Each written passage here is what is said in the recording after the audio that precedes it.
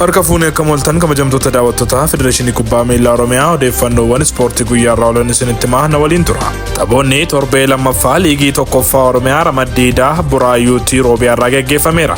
Ganama sa'aatii 3 irratti Gidaamii fi Guruuraa gidduutti taphaa geggeeffameen galchii malee boqonnaaf ba'uun taphaa boqonnaa boodaan Guruuraan galchii 1-2 Gidaamii injifateera. Hamzaa Najii immoo Guruuraa irraa taphataa urjii taphichaa ta'uun badhaafameera. Ittuma fufuun sa'aatii 5 irratti Jiituu fi Olonkamii gidduutti taphaa geggeeffameen Olonkomiin galchii 2-2 Jiituu injifateera. Yoonaas Dirribaa immoo Olonkomii irraa taphataa urjii ta'uun badhaafameera. Tapha waaree boodaa sa'aatii 7 irratti eegaleen Dambii fi Gaa'oo Qeebbee gidduutti geggeeffameen Gaa'oo Qeebbeen galchii 3-2 Dambii injifateera. Mohammad Abbaashaa immoo Gaa'oo Qeebbee irraa taphataa urjii taphichaa ta'uun badhaafameera.